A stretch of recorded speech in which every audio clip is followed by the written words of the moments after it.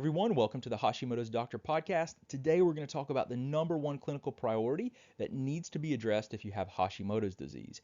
And we're going to talk specifically how important this priority is in managing the ups and downs that are commonly seen and associated with Hashimoto's. A lot of people that have Hashimoto's, they have a roller coaster of symptoms. It's not just clear cut where their thyroid is low and they start a thyroid hormone replacement and everything is roses. It's never like that with Hashimoto's. With Hashimoto's, there are fluctuations in thyroid hormone levels due to the autoimmune attack against the thyroid, and this creates a number of issues. The autoimmunity affects the way that your thyroid hormones are produced, the way that your body responds to them, and your thyroid hormone levels, if they're low, if they're persistently low, or if they're fluctuating, that actually affects the immune system. And you have to have optimal thyroid hormone function. You have to dampen the autoimmune process if you want to have improvements in Hashimoto's. And this should be the first priority in a clinical setting. If you have Hashimoto's, this is what you need to be thinking about. This is what you need to understand so that you can, tell your doctor, hey, I need to regulate my autoimmune process. And that's what I'm going to show you today.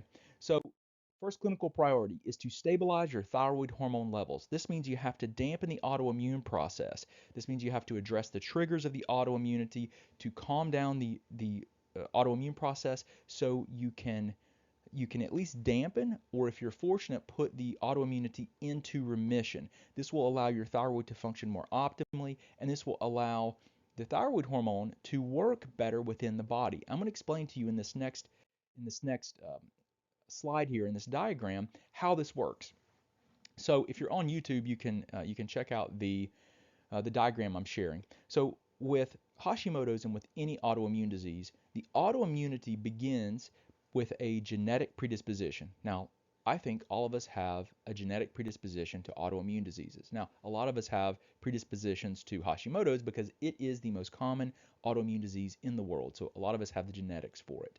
So there is a genetic predisposition, and then there are environmental triggers that activate the autoimmunity.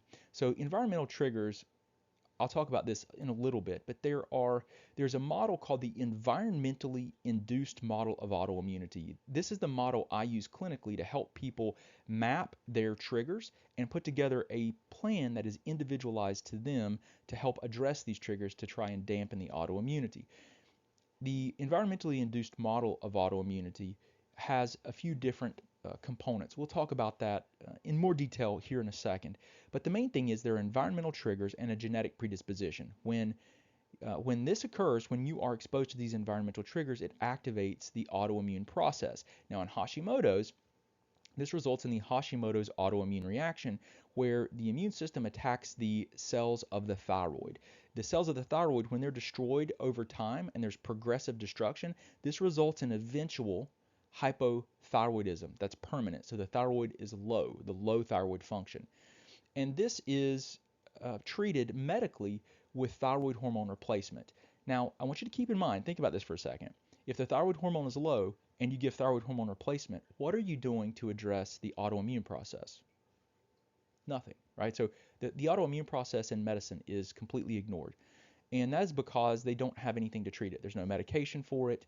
There's nothing that they can do for it. But there's a lot that can be done. And the latest scientific literature shows us that we can address the triggers, detect the triggers, remove the triggers, repair the damaged barrier systems, which we'll talk about, which is part of this environmentally induced model of autoimmunity, support immune system regulation and regulatory function, which is critical for a normal immune response, and remove these triggers. And that's how you can actually work from a physiological basis, work on the actual triggers of the process, while you're also replacing thyroid hormone due to the gland being destroyed, which is the ideal way to approach this problem. Now, Hashimoto's has other consequences. It actually results in surges in thyroid hormone and also dips. So it makes it very hard for doctors to balance thyroid hormone levels. And this is something that everyone that has Hashimoto's deals with. So Hashimoto's results in thyroid hormone spills or dumping from destroyed cells and this spills the thyroid hormone into your circulation. So the immune system attacks the thyroid, the cells of the thyroid are destroyed. This results in the contents of the cells of the thyroid spilling into your bloodstream, and those cells happen to be filled with thyroid hormone. So it causes, when there's an active autoimmune attack, a surge in thyroid hormone dumping into the bloodstream. Now this has a profound effect on your thyroid hormone levels, and in the short term, maybe a week or so after this autoimmune attack, there is excessive amount of thyroid hormone in circulation for a lot of people. This results in hyperthyroid symptoms, so too much, signs and symptoms of having too much thyroid hormone. But then after a week or so, those levels will burn down, or it will be metabolized, and then you'll dip back into a low thyroid state. And then this process can happen over and over again. Now imagine this. When this occurs, you think about it, your thyroid hormone levels are going up and down and up and down. And your doctors, when you go see your doctor to get your thyroid checked, they typically check TSH, which is thyroid stimulating hormone. Well, whenever you have a spilling of thyroid hormone into circulation from the autoimmunity, you're going to have a lot more thyroid hormone in circulation due to the autoimmune attack. That's going to actually push down the marker that they check and lower it, your TSH. It's going to lower TSH. And if they check your thyroid hormone at that moment, they're going to say, oh, your TSH is low. We need to adjust your medication up. But this actually may be too much thyroid hormone for you, and this may put you into a hyperthyroid state and cause your TSH to be chronically low, then suppressed. But on the other hand, if you go in and you haven't had a recent autoimmune attack, but your thyroid is damaged and it can't make enough hormone, then your TSH is going to be low. So then they give you thyroid hormone and to bring it up to what they would think would be a normal range. And then when you have these autoimmune attacks, it may be, the thyroid hormone replacement plus the amount of hormone that your gland can make, plus the amount of thyroid hormone that has been spilled into the bloodstream from a recent autoimmune attack may put you into a very hyper state. So it can create anxiety, and it can create heart palpitations and difficulty sleeping, and a lot of issues with mood. All of the symptoms of hyperthyroidism may be present. So it makes it extremely difficult for you to get the right dosage. This is why this is the first clinical priority. Stabilize the autoimmune process, dampen the autoimmune process so that the thyroid hormone levels can be stabilized. Now, Hashimoto's has other negative consequences here. One of the things that occurs with Hashimoto's is that people with Hashimoto's have high levels of inflammation, and in particular, they have high levels of cytokines, which are proteins made by the immune system during an inflammatory response. They're inflammatory messengers, chemical messengers called cytokines, that are able to crosstalk with other systems of the body. They also influence how naive or young immune cells change and are really converted into cells that promote inflammation or that help to regulate the inflammatory response. They have a profound influence on the immune system, and they can interfere with how your thyroid hormone levels function within the body. So the autoimmune process with Hashimoto's doesn't just cause destruction of the thyroid gland and fluctuating high and low levels. It also literally affects how your body produces thyroid hormones and how your body responds to thyroid hormones. So when these cytokine levels are up, one of the things that they do is they interfere with how the thyroid receptors, which are on the cells, all of your cells have little receptors where the thyroid hormone binds to the cell and stimulates the metabolism of the cell.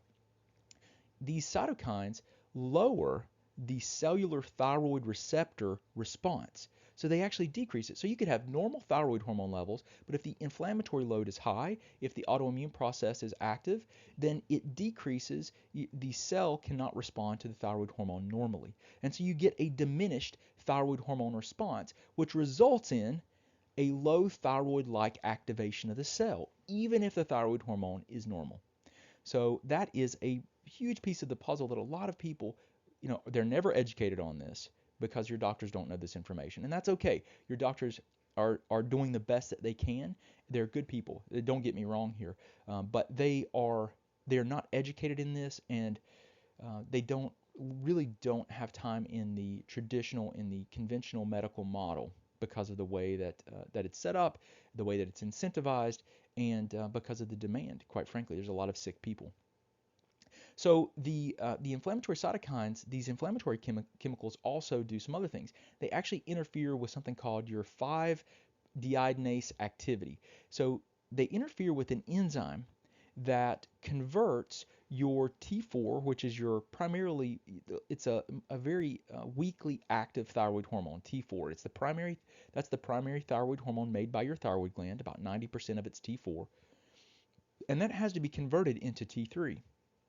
Now, people that take thyroid hormone replacement, most of them are taking T4. So that's not very active thyroid hormone. And that has to be converted into T3. Well, how does that occur? The majority of that conversion from T4 to T3 happens in the liver.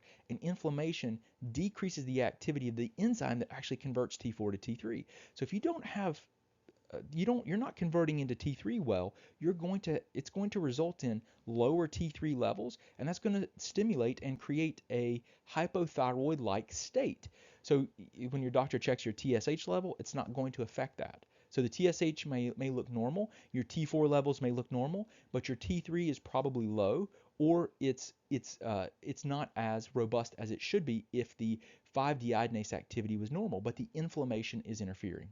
Okay, so this is a critical thing to understand. Now, keys to recovery here. Key number 1, Hashimoto's is a multiple system autoimmune disease. It's not just a thyroid disease. You have to address the autoimmunity. Key number 2, treating Hashimoto's only as a thyroid disease will result in poor outcomes. The autoimmunity must be addressed. Now, there are 2 physiological connections that we've talked about here. Fluctuating thyroid hormone responses will affect the immune system. Okay, remember we said every cell has receptors for the thyroid hormone, and fluctuating autoimmune inflammatory responses. So if the autoimmunity is active, it's going to interfere with your thyroid hormone production, your thyroid hormone cellular receptors, and your thyroid hormone conversion of T4 to T3. That is going to affect your thyroid hormone physiological response in the body, and it's going to cause immune dysfunction because the immune cells all have receptors for the thyroid hormone. So and your barrier systems, your intestinal lining, all these things that are important for the immune system to function normally, they all have thyroid hormone receptors. So they are connected. So you don't want fluctuating levels. You need to address the autoimmunity if you want to stabilize thyroid hormone levels, and you want to have good responses from the thyroid hormone that's in circulation. Okay? If you want to dampen the autoimmune destruction of the thyroid, or if you're fortunate, put it into remission, you have to address the autoimmunity. It has to be done this way. And so just a quick list we'll go through. So the fluctuations in thyroid hormone affect the autoimmunity. So how do they do this? Well, if you don't have adequate thyroid hormone levels or adequate responses, remember, if the cells can't respond, you're going to have reduced antioxidant activity. So you won't be able to quench inflammation well because the thyroid hormones activate the antioxidant systems in your body. It can lead to neuroinflammation because if you have fluctuations in thyroid hormone, that can allow the autoimmunity and dysregulation of the immune system to occur. This can cause neuroinflammation by those cytokines we talked about, those inflammatory messengers. They can pass through into the brain, and they have negative impacts on nerve function, on the brain function, and on neurochemistry. It also can lead to depressed immune system function. So we talked about all immune cells have receptors for thyroid hormone. So if you don't have a good thyroid hormone stimulation of all the receptors and cellular receptors in the body, including the immune cells, it leads to immune system and immune cell dysfunction. The immune system, every cell in the body requires thyroid hormone to produce energy. So if the cells can't produce energy, they're not going to function normally.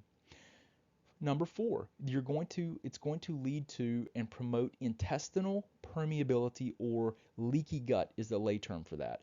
All of the cells that line, the epithelial cells that line your mucous membranes, they will also dysfunction, and you will have increased breakdown of the intestinal barrier that allows for for inflammatory processes to ensue, which is a more complicated topic that we don't really have time to go into in great detail, but it lets things from inside the intestine pass through the intestinal wall into the bloodstream, triggering massive inflammation.